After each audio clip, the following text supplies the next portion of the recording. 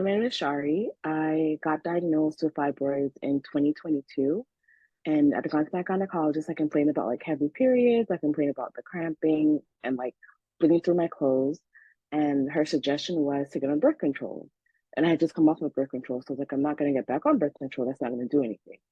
And then she kept telling me, like, oh, just wait until you get pregnant, remove it then because you don't have any uterine scarring or have any issues. So just try to plan to conceive and then we'll do it that way. And then, so that was 2022. So fast forward now to this year of February. And there's one day when I was getting up for work and I could not move. Like I couldn't bend down on my right side at all. I was in a lot of pain. I had to go to the ER. And they, of course, did like CT scans, they did ultrasounds. And I let them know I had fibroids already, but of course, they still wanted to make sure it wasn't something else. And when they did that, the doctor came back and said, I think your fibroids are pedunculated. They're probably twisted. And so you need to go get them removed immediately. I wasn't on birth control at that time. I told her like I wasn't interested in doing that because, I had been on it before. It didn't really do anything for my periods. They were still heavy. I still had a lot of cramping. And then her next suggestion was to just wait, just to be like, oh, just wait and kind of see what happens, get pregnant, and then we can remove them that way just to avoid uterine scarring. And so even when I had the crazy pain in February and I called them, they were just like, oh, well, just wait and see what happens. And I'm like, I can't move. Like, I'm not gonna just wait. I have to go do something because I can't bend down. Pretty much after I came back from the ER, that was a Friday night. Saturday morning, still in pain. I was like, I'm gonna start Googling stuff.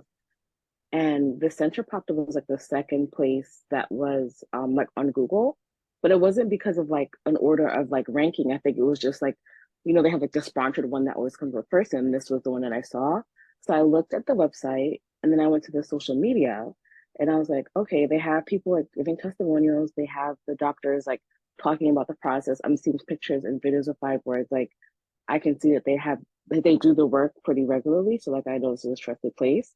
And then I kept reading like the bios of the staff that are in the building just to see like, okay, they've been doing it for a long time. They know what they're doing. Right. And then I looked at some reviews and I was like, okay, so I've seen testimonials, I've seen the videos, see what doctors are doing, I see the reviews. And then I reached out and I did like the consultation, like filled out that form. And then Yeah. from there, I got an email back because that was like a Saturday, I think I did that. So I think I got an email back like the Monday to come in and like have an actual consultation. So then that was the Monday I got the email, and I feel like I came in that Friday for the consultation. So everything moved pretty quickly. It wasn't like it was like a month or 2 months. It was pretty much within a week that I had the consultation. And then from there, of course, once I did that, I just was like, okay, I feel good about the place. I feel good about what the doctors are saying. I feel good about having the surgery, and I just had to wait for someone to call for a surgery date. So my biggest question was, how soon can I do the surgery?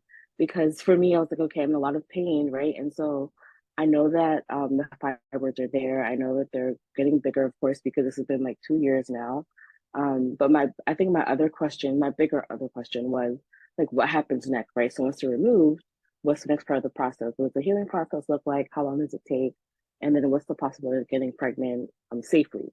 Because of course, the fibroids I had were inside my uterus. And so that was like a thing where I'm like, okay, this is something intense. This is something that could cause infertility, but it may not. So like, let's make sure that once they're out, I'll be okay and I can actually like conceive, right? Or we can conceive, I should say. And so those are the two things I really asked, like how soon can it be done and like what's the next step after it's done? And they were all answered. Like I think Dr. D did great. She was like very calming, very honest, very like, we're gonna start the process. It takes, like a 2 week healing process. And then there's 6 months after that. Then we can plan and think about having children after that. It's kind of crazy. But like I've talked to my boyfriend, I talked to my family. We all talked about like just what the process is, like what it will be after, because I think everyone's looking to the big picture of like after the fibroids are out, like life would be very different for you. And so my pre-op stuff was just like, okay, getting mentally prepared, being like emotionally ready to have the surgery because it's like my first ever surgery. So I'm like, okay, this is something new for me, right? And then post-op, of course, there was some pain and like I really couldn't do all the things I wanted to do right away. Like in your mind, you're telling yourself, oh, you'll be ready in like 3 days. Don't do anything, don't move anywhere really. And by week 2, I was like, okay, I can move a little bit more. Like I still do my walking around and things like I was told to do, of course, before I left. And even now at week 3, I'm like, okay, I still have a little bit of pain, like if I move a certain way. So I'm like, don't overthink it. Because I think I was in my mind, I'm like, you have to be better, like right away. But that's not the case. But I think, like I was saying, I think I was like in my mind, like, oh, you're gonna be good, like it's fine. And I've had to really just kind of tell myself and like have people tell me like slow down, it's okay, like you're doing too much. So I really have been like, and even coming to this conference, right? So like that was something I was like, oh my gosh, I'll be great. Like I'll go to the conference, it'll be fine. And even just walking for a long time, I'm like, I need to just like take a break and rest. Yeah. Because of course my body's still healing, and I'm thinking about like again the future part of it. I need to be able to be in a good space so that my body can actually heal and be good for all the things.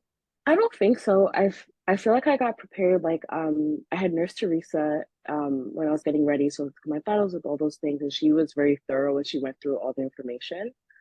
Dr. Brown came in and gave me like the whole anesthesia speech, and she was gonna like, when you get out, you're not gonna remember anything. We're gonna give the anesthesia now, like you'll be fine. And then I believe I had Nurse Ivy when I was like after the surgery, and she was great. Like she was very helpful, and she again gave me a lot of recommendations for like how to rest, what to do, when to walk around. So I don't think anything was surprising because everything that they had told me before, I was like, okay, this is happening. Like they said this would happen. Um, and then, of course, I was told to have bleeding afterwards. So, like, that's normal. Don't be alarmed if I'm bleeding because that's part of like the process too. So, I think everything was pretty much as expected. Looking forward to being able to say, like, I have my period and it's 5 days, not like 10 days. Okay, going out because sometimes, like, when I had my period before, I would be like, I'm just gonna stay in the house the whole time because I don't want to like have to buy like period panties or have to feel like I can't go out because my period is so heavy or have to run to the bathroom every 2 seconds. I'm looking forward to not having to change my pad like every hour or so because it's so heavy, right? And I'm looking forward to eventually at some point having a child or like having a healthy child and being able to do that naturally as opposed to saying I have to go through all these different processes and like there's just more drama with it. And looking forward to I think having my life back. Like I think I was the last 2 years I've been in a space where, like I said, I wasn't going out as much because I'm like, this period is killing me. I can't do much. And I think I brought everyone around me down too because I was just so like in a funk. And so now I'm looking forward to actually being able to be like, hey guys, we can do stuff. Hey, we can go do like hang out or whatever. Because I'm not in fear of having this heavy period all the time. And like the random bleeding that didn't happen when I had my period, right? Like random spotting or random pains I would have throughout the month. And I'm like, my period's over or it didn't start yet. Why am I bleeding? Why am I cramping? Those kinds of things. I think for sure, always like look for people's reviews or testimonials. That always gives me hope because I'm looking at people who are in similar situations as me. I'm like, they had the same or similar experience. So like, let me see what their journey has been. I'd also say, don't be afraid to ask questions. A lot of times people feel like when you go to like GYN, it's like you ask something, you say something, and you're not really taken it seriously, or they're just again covering it up with like a band-aid, right? So I definitely would say ask questions, be willing to do your research, be willing to look around too and see what makes you comfortable. Because sometimes, of course, again, like I said, when you pop up on Google, it's like, oh, this place is sponsored, or this place has what ads or whatever for Google. So maybe they're not really legit. They're just on Google because they paid money. But when you go through like a website, you go through like the history of the doctors that are there, or even like I said, the socials, and then that way you're like, okay, I'm getting a better idea of what they do and how they operate. And then also, I would say bring someone with you for a consultation if you're comfortable enough to do that too, because that also kind of gives you that extra boost of like someone else cares about what's going on with me. They're going to support me through the process. I'm happy with the decision that I made to do it. I wish I did it sooner. So maybe last year or something, sort of had like, okay, I'm a year out now. Like, let's see what's happening. But I'm glad that it happened and that I did it and it was done thoroughly, strategically, and just in a quick turnaround. Like I went to the ER on the 9th of February. My surgery was the 22nd of February. So it was a very quick turnaround for time. And I'm really glad that everything kind of just played out the way it did.